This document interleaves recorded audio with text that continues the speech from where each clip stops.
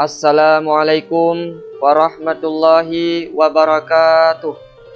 Bismillahi walhamdulillah. Wassalatu wassalamu ala rasulillah Sayyidina wa maulana wa habibina Muhammad ibn Abdillah wa ala alihi wa sahbihi wa mawalah. Allahumma rabbi syrahli sadri wa yassirli amri wahlul uqdatam min lisani yafqahu qawli. Sadaqallahul azim.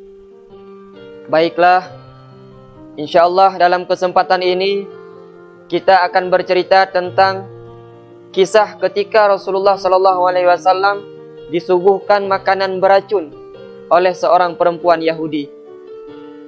Kisah tersebut bersumber daripada hadis Rasulullah SAW yang diriwayatkan oleh Imam Al-Bukhari nomor hadis 5332. Namun dalam kesempatan yang singkat ini kita tidak akan membacakan secara panjang lebar tentang hadis tersebut, namun kita langsung memasuki dalam kesimpulannya langsung. Yang mana kesimpulan atau ringkasan ini diambil daripada kitab Ar-Rahiq Al-Maktum, juzuk 1 halaman 347. Kitab ini dikarang oleh Syekh Safiyur Rahman Mubarakfuri. Diceritakan yang bahwa manakala Rasulullah SAW sedang merasakan senang di Khaybar setelah penaklukan Khaybar, pada saat itu ada seorang perempuan Yahudi yang bernama Zainab bintul Haris, yang mana ia adalah istri daripada Salam bin Miskam. Zainab tersebut datang menghadiahkan kambing bakar kepada Rasulullah SAW. Setelah ia sebelumnya bertanya, bagian mana dari kambing yang paling disukai oleh baginda Nabi?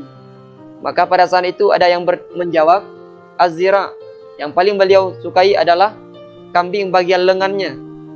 Bagian lengan kambing yang paling beliau sukai. Maka oleh karena demikian, dibubuhilah racun yang sangat banyak pada lengan kambing tersebut. Kemudian setelah itu barulah ia membubuhi racun pada bagian-bagian kambing yang lain.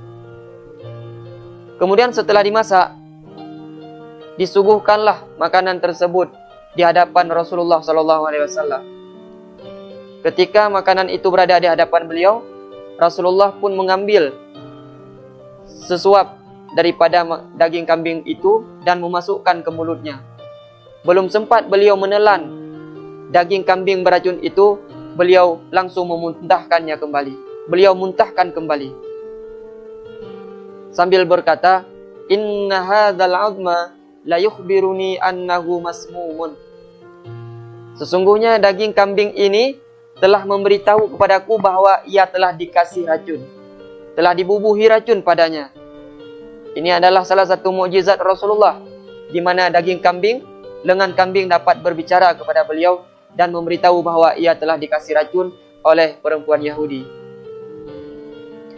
Lalu setelah itu Rasulullah pun memanggil perempuan tadi dan bertanya, "Ma hamalaki ala dzalik?" Apa yang membuatmu melakukan hal tersebut?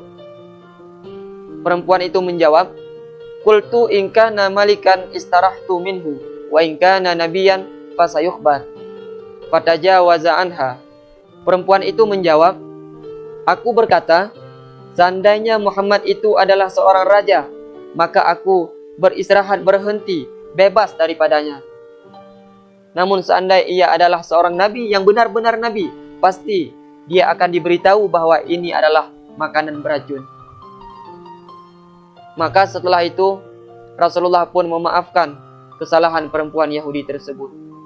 Dan yang ikut makan bersama dengan Rasulullah SAW pada saat itu ialah Bishr bin Barra bin Ma'rur. Ia ambil daging kambing yang telah dikasih racun tadi, langsung ia makan dan ia telan. Maka pada saat itu juga ia wafat dalam keadaan seketika.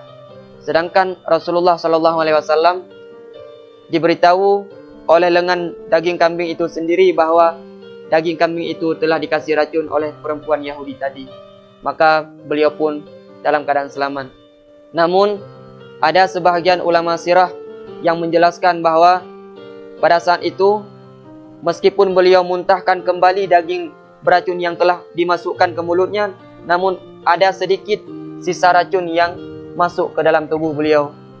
Sehingga pada saat beliau hendak menjelang ajalnya, baginda Rasul masih merasakan sisa-sisa daripada racun tersebut. Seandainya kita bertanya, mengapa hal sedemikian rupa bisa terjadi pada Rasulullah SAW? Bukankah beliau dijaga oleh Allah, dijaga oleh para malaikat? Maka dijelaskan oleh para ulama bahwa hikmah daripada peristiwa tersebut, Allah Subhanahu wa taala ingin menyempurnakan nikmat kepada baginda Rasulullah SAW. Bukan cuma beliau sebagai khatamun nabiyyin, penutup segala nabi dan rasul, akan tetapi beliau juga wafat dalam keadaan syahid karena beliau wafat dalam keadaan diracun oleh perempuan Yahudi tadi. Dan ini semua beliau hadapi berbagai macam tantangan, disihir, diracun, dan berbagai macam kejahatan disematkan kepada beliau. Itu semua karena beliau memperjuangkan agama yang hari ini kita peluk, kita banggakan, yaitu agama Islam. Oleh karena demikian, kita yang mengakui cinta Rasulullah, kita yang mengakui beragama Islam, seyogianya lah kita menjaga norma-norma keislaman kita dengan sebaik-baiknya, sebagaimana yang telah diwarisi oleh Rasulullah lewat para ulama dan disampaikan kepada kita semua.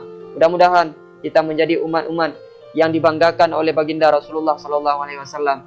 Amin, amin ya rabbal alamin. Sekian dan terima kasih. Wassalamualaikum warahmatullahi wabarakatuh. Rasulullah sanjungan